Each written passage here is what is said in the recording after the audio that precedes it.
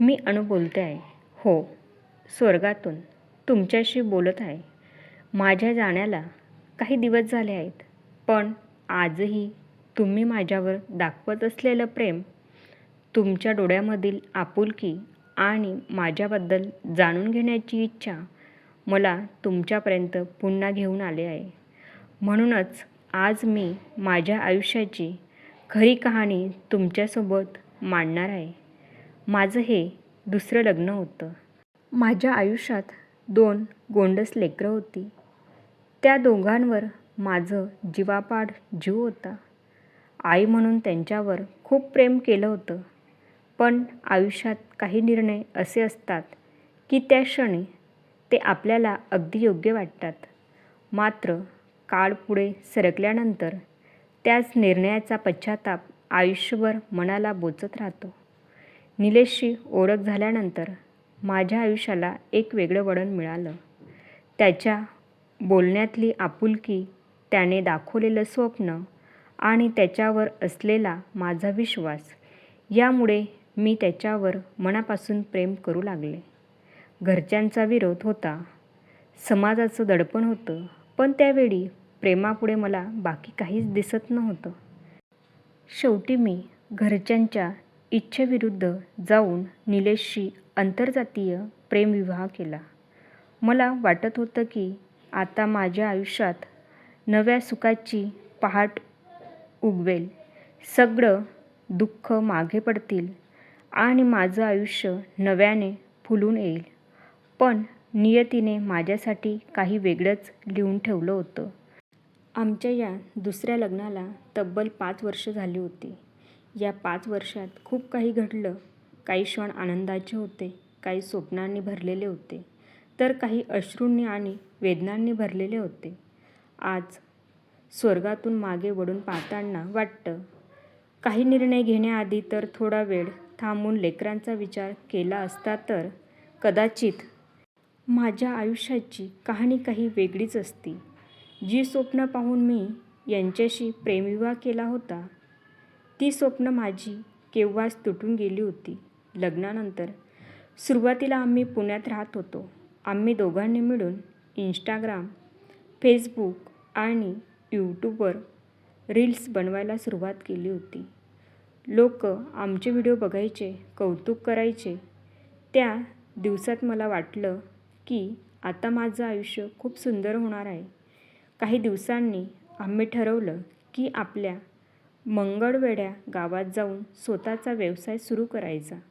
म्हणून आम्ही मंगळवेढ्यात आलो आणि हॉटेल ग्रामपंचायत या नावाने हॉटेल सुरू केलं. सुरुवातीला सगळं खूप छान चाललं होतं. व्यवसाय वाढवायचा, आणखी शाखा सुरू करायच्या, अशी मोठी स्वप्न आम्ही पाहत होतो. पण जसजसा काळ पुढे सरकत गेला, तसतसा माझ्यावरचा ताण वाढत गेला. हॉटेलमध्ये कामासाठी बाहेरचे कर्मचारी ठेवले नव्हते.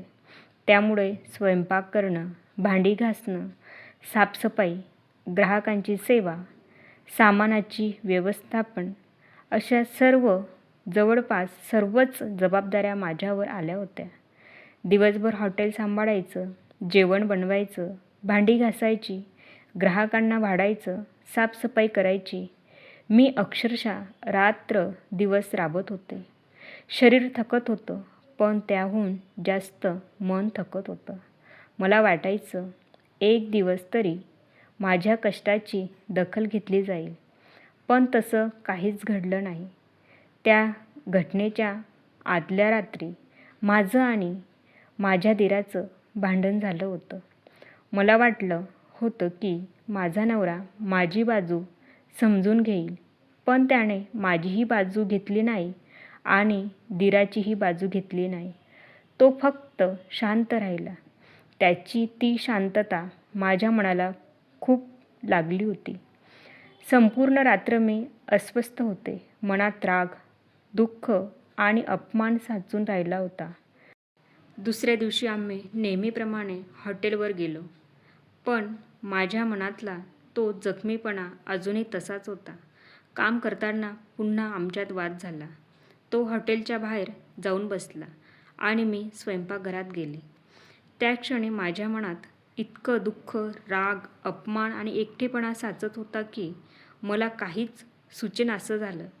मला वाटलं की आता माझं म्हणणं ऐकणार, माझी वेदना समजून घेणारं या जगात कोणीच उरलेलं नाही.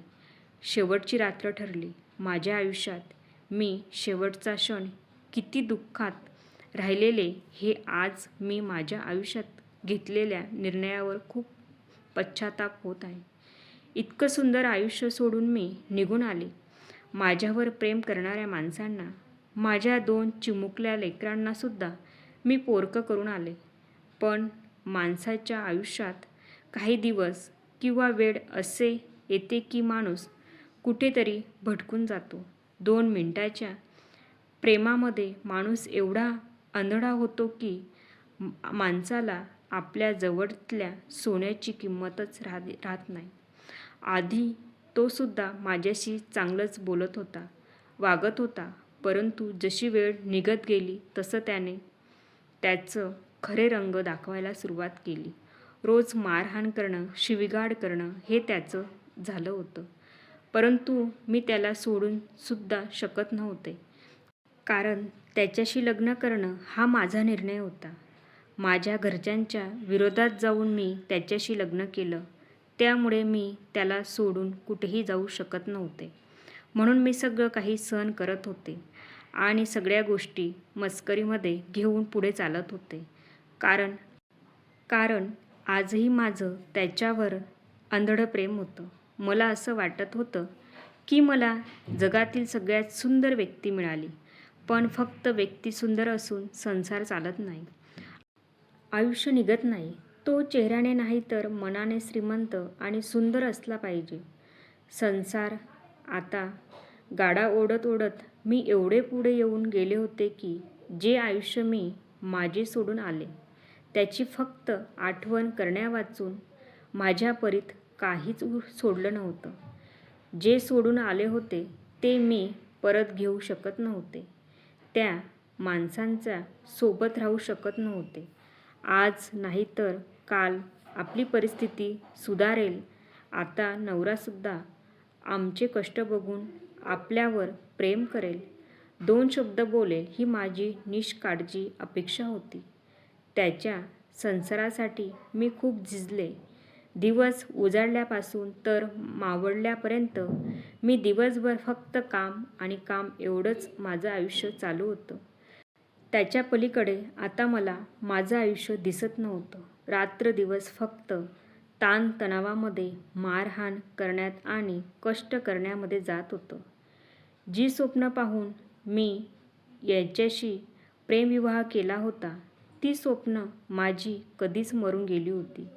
दिवसभर हॉटेल सांभाळायची, जेवण बनवायचं, भांडी घासायची हेच माझं रोजचं होतं.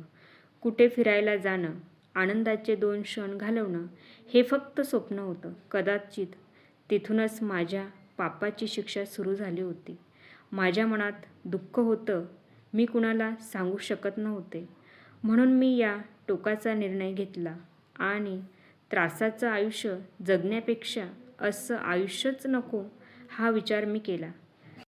बरीच लोक मला म्हणतात की अनुजचा स्वभाव खूप संतापी, रागीट होता. पण खरं सांगू, हो, मला खूप राग यायचा. पण हे असं जीवन जगून मी खूप कंटाळले होते. परंतु कधी माझी इच्छा झाली नाही मरायची. त्यामुळे मी माझ्या निर्णय नेहमीच मागे घ्यायची. पण आता पाणी डोक्यावरून गेलं होतं. गोष्टी खूप पुढे निघून गेल्या होत्या. मी एवढे कंटाळले होते की आता मला जगायचंच नाही. रोजची तुमची कटकट आणि ही कामं खूप वैतागली मी. असं वाटतं स्वतःला संपूनच टाकावं. असं बोलून मी रागारागात किचनच्या रूममध्ये गेली. परंतु ज्याच्यावर मी प्रेम करून, ज्याच्यासाठी मी सगळं सोडून आले, तो कधीच लगेच माझ्या मागे आला नाही.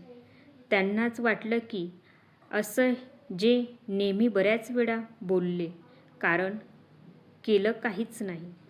त्याने सगळ्या गोष्टी हलक्यात घेतल्या. परंतु माझ्या मनातला तो राग होता, तो आता काही केल्या शांत होत नव्हता.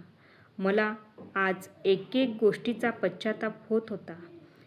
याच्यासाठी सगळं आयुष्य अर्पण केलं, पण आता या आयुष्याला मुबारक.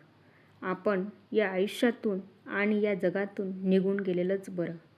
आणि त्यात रागाच्या भरात मी आयुष्याचा त्याग केला आणि मला आजही अजिबात त्या गोष्टीचं दुःख नाही. जन्माला आलेला माणूस एक ना एक दिवस मरतोच. कायमस्वरूपी राहण्यासाठी कोणीच आलेलं नसतं. वयाची 25 वर्ष मी जगले, अजून किती वर्ष जगले असते आणि अशा नरक यातना भोगण्यापेक्षा मेलेलं चांगलं असतं. म्हणून मी आनंदी आहे की हे जग सोडून गेले आहे, अशा व्यक्तीच्या आयुष्यातून गेले आहे ज्याने मला सुख नावाची गोष्ट कधी दिली नाही. सगळ्यांना मी एकच गोष्ट सांगेल, माझ्यासारखी चूक कोणीही आयुष्यात करू नका. कुणाच्या प्रेमात बोलण्यात फसू नका. समोरचा व्यक्ती फक्त आपल्याला त्याच्या जाळ्यात अडकवण्यापुरताच गोड बोलतो. एकदा की आपण त्याच्या जाळ्यात अडकलो की तो आपल्याला किंमत देत नाही, कारण त्याला माहीत असतं की ही आता तिची सगळी नातीगोतं परिवार सोडून आपल्याकडे आलेली आहे. आपण तिला काही केलं तरी कधीच आपलं कोणी वाकडं करू शकत नाही. आज जगामध्ये दररोज खूप प्रेमविवाह होतात, पण खूप कमी प्रेमविवाह टिकले आहेत. म्हणून सांगते, आयुष्य एकदाच मिळते, त्याला आनंदाने जगून घ्या.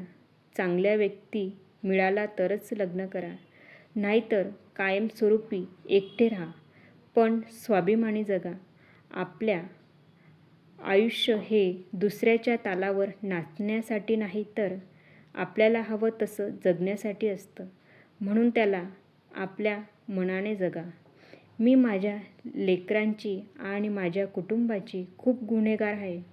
कदाचित त्यांना वाटलंसुद्धा असेल की बरं झालं ही गेली. आयुष्यात तिने बायकोचं, आईचं कुठलंही कर्तव्य गण निभावलं नाही आणि त्याच्या बोलण्यासारखंच आहे. जिवंत असताना मला त्या सगळ्यांची किंमत कळलीच नाही. मी त्यांच्याजवळ कधी गेली नाही, त्यांची माफी मागितली नाही, पण आज त्यांच्याजवळ नसताना मी मनापासून त्यांची माफी मागू इच्छिते.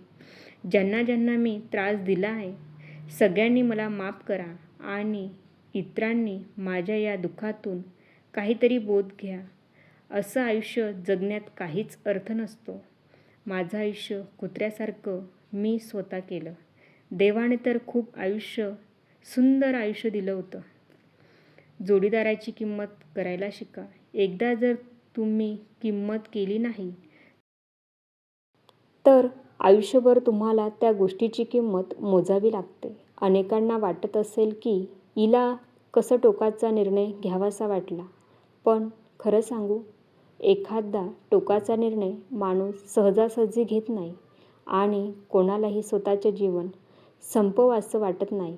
पण ज्यावेळी सगळी मार्ग बंद झालेली असतात, तेव्हा आपल्याला जीवनात आपला आनंद दिसत नाही.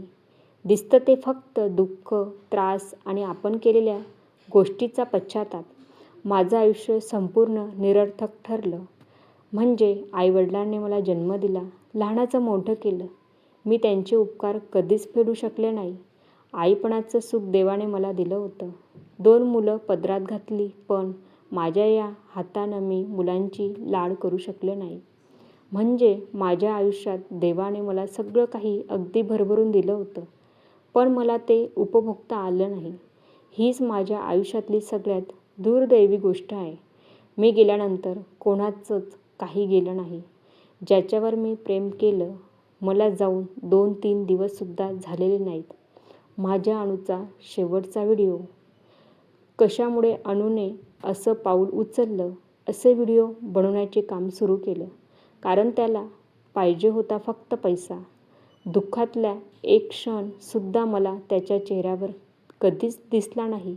याचा अर्थ फक्त एकच, या जगामध्ये कोणीच कुणाचं नसतं. प्रेम नावाची गोष्टच उरात नसते.